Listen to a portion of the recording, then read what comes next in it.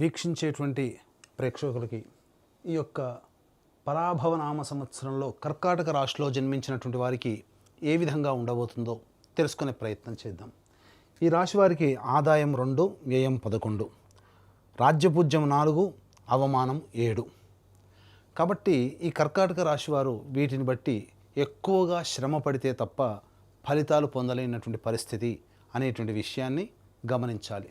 ముఖ్యంగా గమనించినట్లయితే ఈ కర్కాటక రాశి వారికి ప్రధానంగా అష్టమ రాహువు, అలాగే భాగ్యస్థానంలో శని సంచారము, ఈ కారణం చేత గతంలో వలె అనారోగ్యంతో కొంత ఇబ్బంది పడడం ఈ కర్కాటక రాశి వారికి జరగబోతుంది. అలాగే శని కొంతవరకు అనుకూలంగా యోగించబోతున్నాడు. భాగ్య శని ప్రభావం అంటే అన్ని అవకాశాలు దగ్గర దాకా వచ్చినట్టే వస్తాయి, కానీ అవకాశాన్ని జార విడుచుకుంటారు. అది స్వయంకృతాపరాధం కావచ్చు, దైవానుగ్రహం లేక వల్ల కావచ్చు, లేదా ఇతరుల యొక్క మోసపూరితమైనటువంటి చర్యల వల్లనైనా కావచ్చు. కానీ ఏది ఏమైనప్పటికీ కూడా నష్టం జరగబోతుంది కదా. కాబట్టి ఇటువంటి నష్టాల్ని దైవానుగ్రహం చేత మాత్రమే నివారించుకోగలుగుతాం అనే విషయాన్ని గుర్తుపెట్టుకొని దైవానుగ్రహాన్ని నిరంతరం పొందే ప్రయత్నం చేసినట్లయితే మంచి శుభఫలితాలు ఈ కర్కాటక రాశిలో జన్మించినటువంటి వారు పొందుతారని చెప్పవచ్చు. ముఖ్యంగా మే 31వ తారీఖు వరకు కూడా మిథున రాశిలో గురు సంచారం చేస్తున్నటువంటి ఈ కారణం చేత ఖర్చులు అధికంగానే ఉంటాయి, కానీ సద్వ్యయం అవుతుంది. అంతేకాకుండా ఈ మే 31వ తారీఖు లోపల తీర్థయాత్రలు సందర్శించడం, మఠాధిపతులు, పీఠాధిపతులు, కుటుంబ పెద్దలు, మత పెద్దల యొక్క ఆశీర్వచనాలు పొందడం, ఏదైనా శుభకార్యాలలో ఎక్కువగా పాల్గొనడం, ఇతరులకి మీరు వాలంటరీగా సహాయ సహకారాలు మీ వంతు అందించడం, తద్వారా కొంతవరకు యోగాన్ని పొందగలుగుతారని చెప్పవచ్చు. ఈ యొక్క చేసినటువంటి వాలంటరీ సర్వీస్ ఏదైతే ఉంటుందో అది భవిష్యత్తులో మిమ్మల్ని ఆపద సమయంలో కంచుకోటలాగా కాపాడుతుంది అని విషయం మర్చిపోకండి. ఇక జన్మరాశిలోనే మీకు జూన్ 1వ తారీఖు నుంచి అక్టోబర్ 30వ తారీఖు వరకు కూడా జన్మరాశిలో గురు సంచారం చేస్తుండడం, ఈ కారణం చేత ఒక రకంగా చెప్పాలి అనంటే ఈ జన్మరాశిలోనే సంచారం చేస్తున్నటువంటి కారణం చేత పాండవులు రాజ్యభ్రష్టత్వం పొందడం జరిగింది. కాబట్టి దీన్ని మనం నెగిటివ్లో పాజిటివ్గా వెతుక్కోవడము అంటే వాళ్ళకి విదేశీయానం అడవుల బాట పడ్డారు, అంటే ఉన్న ప్రాంతం నుంచి వేరే ప్రాంతానికి వెళ్ళారు, అక్కడ కష్టాలు పడ్డారు. దీన్ని మనం పాజిటివ్గా ఎలా తీసుకోవాలి? విదేశీయానము, విదేశీ విద్య, దూర ప్రాంతానికి వెళ్ళాలనే కోరిక, అక్కడ స్థిరపడాలి విదేశాల్లో అనే కోరిక ఎవరికైతే ఉంటుందో అటువంటి కోరికని మీరు సంచారం జూన్ 1వ తారీఖు నుంచి అక్టోబర్ 30వ తారీఖు వరకు జన్మరాశిలో సంచారం చేస్తున్నటువంటి గురు ప్రభావంలో కలుగుతుంది. కానీ కష్టాలు ఎదుర్కోక తప్పదు. కాబట్టి కష్టాలు అనేటువంటివి అక్కడ దూర ప్రాంతంకి వెళ్ళినా అక్కడ తప్పవు, కష్టాలు పడక తప్పదు. దానికి మనస్సుని నిశ్చయం చేసుకొని ముందడుగు వేయండి. వీసా రావాలనుకునే వాళ్ళకి ఈ సమయం అనుకూలంగా ఉండబోతుంది, వీసా లభిస్తుంది.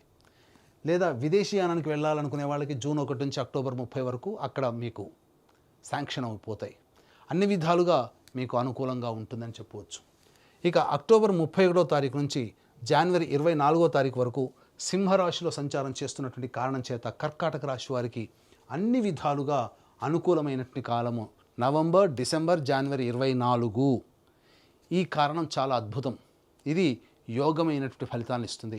ఈ సమయంలో మిగతా గ్రహాలు ఎట్లా ఉన్నప్పటికీ కూడా గురువు అనుగ్రహం ఉండడం వలన మీరు ఆర్థికంగా ఉన్నతమైనటువంటి స్థానంలో నిలబడగలుగుతారు. చేసే వృత్తి, ఉద్యోగ, వ్యాపారాల్లో మీకు ప్రమోషన్స్ లభించడం కానీ, లేదా సంబంధించినటువంటి వ్యాపారంలో అధిక లాభడులు, ఏ పని చేస్తున్నా ఆ పనులలో ధన ప్రవాహం అధికంగా ఉండడం మంచి జరుగుతుందని చెప్పవచ్చు. ఇక మళ్ళీ జనవరి 24 నుంచి వచ్చే సంవత్సరం ఉగాది వరకు కర్కాటక రాశిలోనే వక్రీకరించున్నటువంటి కారణం చేత కష్ట నష్టములు అనేటువంటివి ఎదుర్కోక తప్పదు ఈ సమయంలో. కాబట్టి జాగ్రత్తలు పాటించండి, కష్టాలు అనేటువంటివి ఉంటాయి. కానీ నవంబర్, డిసెంబర్, జనవరి 24 ఈ 2 నెలల సంబంధించినటువంటి 26 రోజుల పాటు ఏదైతే ఉంటుందో అది మీ జీవితంలో చక్కటి స్థితిగతిని పొందడానికి అవకాశం కల్పిస్తుంది అని చెప్పవచ్చు. అయితే వీక్షించేటువంటి ప్రేక్షకుల్లో కూడా చాలామందికి ఎన్నో ఆశలు, ఆశయాలు, కోరికలు ఉంటాయి. ఈ సంవత్సరమైనా, గత సంవత్సరం కంటే కూడా ఈ సంవత్సరమైనా కానీ ఆనందదాయకంగా మనకు ఉంటుందా లేదా, కోల్పోయినటువంటి దాన్ని మళ్ళీ ఈ సంవత్సరంలో మనం తిరిగి పొందగలుగుతామా అని ప్రతి మనిషికి ఒక ఆశావహ దృక్పథంతో ముందడుగు వేస్తారు.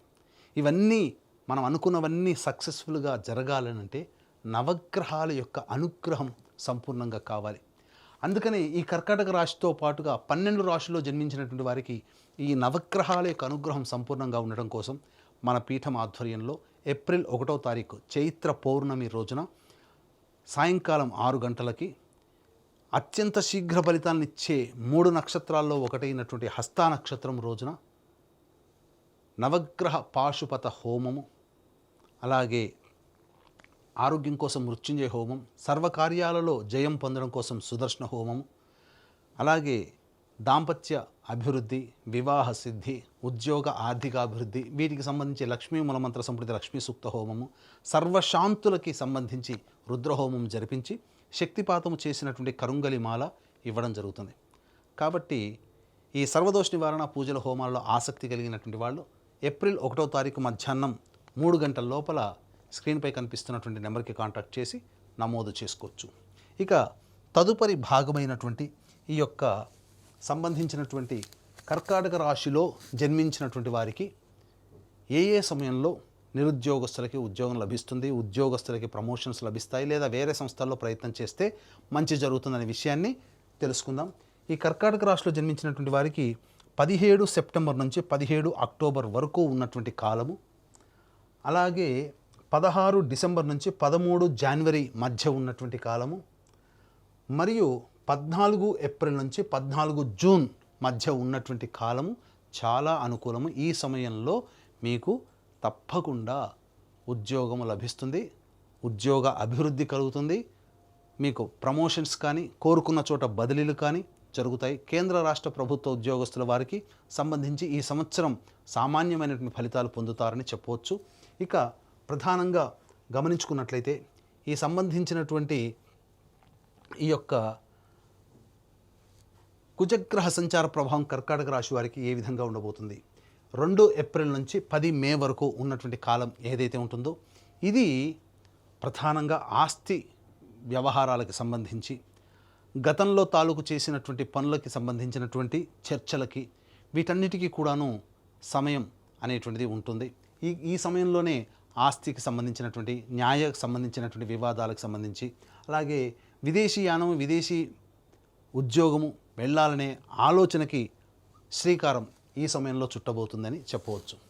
ఇక 11 మే నుంచి 19 జూన్ మధ్య ఉన్నటువంటి కాలం ఏదైతే ఉంటుందో ఈ సమయంలో ప్రధానంగా మీలో ఆత్మవిశ్వాసం పెరుగుతుంది.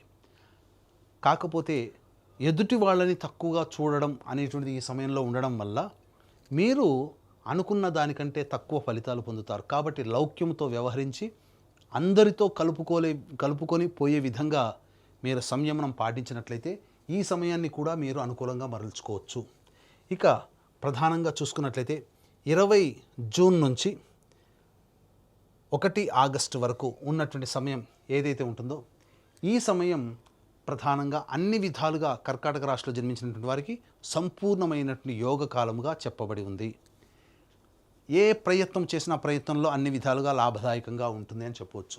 1 ఆగస్టు నుంచి 17 సెప్టెంబర్ మధ్యకాలం ఏదైతే ఉంటుందో ఇది అంత అనుకూలమైనటువంటి సమయం కాదు. వృధా ఖర్చులు పెరుగుతాయి. అన్నిటికంటే మించి ఏ పని చేసినా ఆ పనులలో ఆటంకాలు అనేటువంటివి కలుగుతాయి. ముఖ్యంగా ఉద్యోగ సంబంధముగా దూర ప్రాంతానికి వెళ్ళాల్సినటువంటి పరిస్థితి ఎక్కువగా ఉంటుంది. ప్రయత్నాల్లో ఆటంకాలు ఎదురవుతాయి.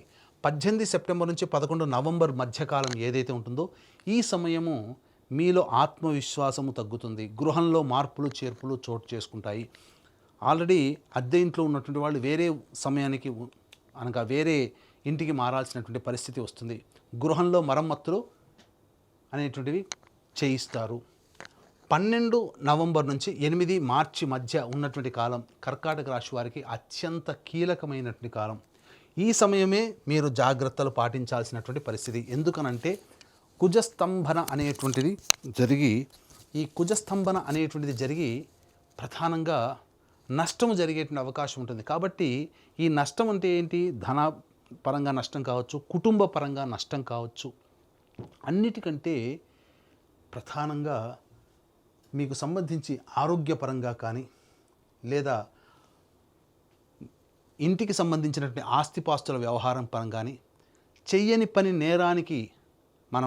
పనికి నేరాన్ని మోపడం, తద్వారా కోర్టుల చుట్టూ తిరగడం లాంటి వ్యవహారాల్లో కానీ ఇలా కొన్ని నష్టాలు అనేటివి ఏర్పడబోతున్నాయి.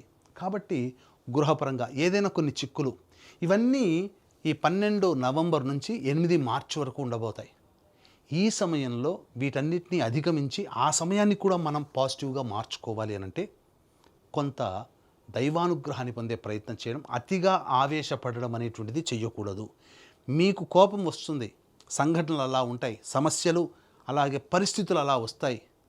కానీ మనం సంయమనం కోల్పోకుండా ఆవేశపడకుండా ఉన్నట్లయితే ఈ వచ్చే సమస్యలన్నీ ఇలా వచ్చి అలా వెళ్ళిపోతాయి. కాబట్టి సమస్యల్లో చిక్కుకుపోవాలి అని అనుకుంటే ప్రతిదానికి మీరు రియాక్ట్ అవ్వండి. 12 నవంబర్ నుంచి 8 మార్చి వరకు. లేదు ఆ సమస్యల్ని మనకు వద్దు, మనం ఉన్నవే ఎక్కువ ఉన్నాయి అని అనుకుంటే వచ్చేటువంటి సమస్యలకి మీరు ఆన్సర్ ఇవ్వకండి, సంయమనం పాటించండి. ఇది మీరు తెలుసుకోవాల్సింది. ఇదంతా కావాలి అంటే దైవానుగ్రహం తప్పనిసరి. కాబట్టి ఈ యొక్క కర్కాటక రాశిలో జన్మించినటువంటి వారు దైవానుగ్రహాన్ని పొందే ప్రయత్నం చేయండి. ఇక ముఖ్యంగా ఈ రాశిలో జన్మించినటువంటి విద్యార్థులకి పరీక్షలలో మంచి ఉత్తీర్ణత శాతంతో పొందుతారు. కాకపోతే కాంపిటీషన్ ఎగ్జామ్స్లో ఉన్నప్పుడు మాత్రం అధిక శ్రమ, అధిక ఒత్తిడి ఉంటుంది. కాబట్టి జాగ్రత్తలు పాటించండి. మీరు జ్ఞాపక శక్తి పెంపొందించుకోవడం కోసం యోగాని మీరు అభ్యాసం మొదలుపెట్టండి, ధ్యానం అనేటువంటిది మొదలుపెట్టండి. అన్ని విధాలుగా మీకు మంచి జరుగుతుంది. ఇక ఈ రాశిలో జన్మించినటువంటి క్రీడాకారులకి రివార్డులు, అవార్డులు గతంలో కంటే కూడా ఎక్కువగానే వస్తాయి. అన్ని విధాలుగా బాగుంటుంది. రాజకీయ రంగంలో ఉన్నటువంటి వాళ్ళకి మాత్రం కొన్ని ఒడిదుడుకులు తప్పవు. అనవసరమైనటువంటి వృధా ఖర్చులు ఎక్కువగా అవుతాయి.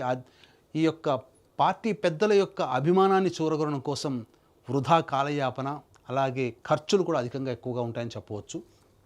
ముఖ్యంగా ఈ రాశిలో జన్మించినటువంటి రైతులు ఎవరైతే ఉంటారో రాబడి సామాన్యమే, దిగుబడి సామాన్యమే. ఆశించిన మేర కంటే ఎక్కువగా లభించదు, సామాన్యంగా ఉంటుంది. కాబట్టి కొత్త పంటల జోలికి వెళ్లకుండా ఉన్న వాటితోనే మీరు చక్కగా కొనసాగించుకునే ప్రయత్నం చేయండి, రైతులకి ముఖ్యంగా. ఇక ఏ రంగంలో ఉన్నటువంటి వాళ్ళకైనప్పటికీ కూడా ప్రధానంగా ఈ అక్టోబర్ 31 నుంచి జనవరి 24వ తారీఖు వరకు ఉన్నటువంటి కాలం కర్కాటక రాశి వారికి అత్యంత యోగ్యమైనటువంటి కాలముగా చెప్పబడి ఉంది. ఈ సమయంలో మీరు అన్ని విధాలుగా కొత్త వాటికి మీరు ప్రయత్నం చేస్తే మంచి జరుగుతుంది. ముఖ్యంగా ఈ రాశిలో జన్మించినటువంటి స్త్రీలు ఎవరైతే ఉంటారో ఆ స్త్రీలకి మంచి జరగబోతుంది. గతంలో కంటే మెరుగైనటువంటి జీవితాన్ని మీరు అందిపుచ్చుకుంటారు. వివాహం కాని వాళ్ళకి వివాహం జరుగుతుంది. స్త్రీలు సంతానవంతులవుతారు. భాగ్యము పెరుగుతుంది. అనగా మీ మాటకి విలువ పెరగడం, మిమ్మల్ని గౌరవించే వాళ్ళు ఎక్కువగా ఉండడం, కాకపోతే మిమ్మల్ని ప్రేమగా పలకరిస్తూ మీ చేత అన్ని విధాలుగా సహాయ సహకారాలు పొందేవాళ్ళు ఎక్కువగా ఉంటారు. కాబట్టి మీరు అందరి పట్ల ఒకే రకంగా కాకుండా కాస్త తెలివితో వ్యవహరించి మీ సర్వీస్ని అవసరమైన వాళ్ళకి మాత్రమే, మీకు ఉపయోగపడే వాళ్ళకి మాత్రమే ఇవ్వడం ద్వారా మీరు కాస్త పైచేయి సాధిస్తారని చెప్పవచ్చు. స్థిర చరాస్తుల కొనుగోలు అనేటువంటిది జరుగుతుంది. కాకపోతే గృహంలో ముఖ్యంగా ఈ 12 నవంబర్ నుంచి 8 మార్చి మధ్య కాలంలో గృహంలో అశాంతి చేకూరుతుంది. ఆస్తులు నష్టము, విలువైన ఆభరణాలు, వస్తువులు దొంగలించబడతాయి. కాబట్టి జాగ్రత్తలు పాటించండి. ఇక ఈ రాశిలో జన్మించినటువంటి కళారంగంలో ఉన్నటువంటి వాళ్ళు, అలాగే ఈ printing and electronic media, social media, నాటక రంగము, సినీ రంగంలో ఉన్నటువంటి వాళ్ళు, నటులకి ప్రధానంగా ప్రజాదరణ బాగుంటుంది, అవకాశాలు వస్తాయి. కానీ ఎన్ని అవకాశాలు వచ్చినా మీరు ఆశించినంతటువంటి ధనాన్ని మాత్రం మీరు పోగు చేసుకోలేకపోతారు. కాబట్టి నామమాత్రమైనటువంటి ఫీజుతో మీరు పనిచేయాల్సి వస్తుంది. కానీ మిగతా అన్ని రంగాల్లో ఉన్నటువంటి వాళ్ళకి, అనగా ఈ సినీ రంగంలోనే మిగతా అన్ని రంగాల్లో ఉన్నటువంటి వాళ్ళకి అవకాశాలు రావడం, మీ పేరు ప్రఖ్యాతులు పెరుగుతాయి. ధనం అనేటువంటిది లేకున్నప్పటికీ పేరు ప్రఖ్యాతులు అనేటువంటిది మీకు అది భవిష్యత్ పెట్టుబడిగా భావించి మీరు ముందడుగు వేసే ప్రయత్నం చేసినట్లయితే కళారంగంలో ఉన్నటువంటి వాళ్ళకు కూడా అన్ని విధాలుగా బాగుంటుంది అని చెప్పవచ్చు.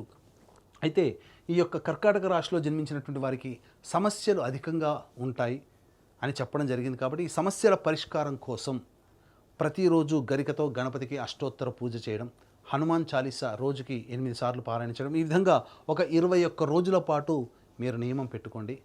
ఆ 21 రోజుల్లోనే మీ సమస్య పరిష్కారం అవుతుందని చెప్పవచ్చు. దీంతో పాటుగా నవగ్రహాల యొక్క అనుగ్రహం సంపూర్ణంగా ఉండాలి, తద్వారా మీరు మంచి జరగాలనే సదుద్దేశంతో మన పీఠం ఆధ్వర్యంలో ఈ యొక్క సర్వదోష నివారణ పూజలు, హోమాలు ఏప్రిల్ 1వ తారీఖు రోజున జరపడం, కరుంగలి మాల తద్వారా మీకు అందరికీ అందించడం, ఇవన్నీ మీకు చేరడం ద్వారా మీ కుటుంబంలో సుఖము, సంతోషము, మీ మాటకి విలువ పెరగడం, అన్ని విధాలుగా యోగదాయకంగా ఉండాలి అని ఆకాంక్షిస్తూ సర్వం శ్రీ ఉమామహేశ్వర పరబ్రహ్మార్పణమస్తు.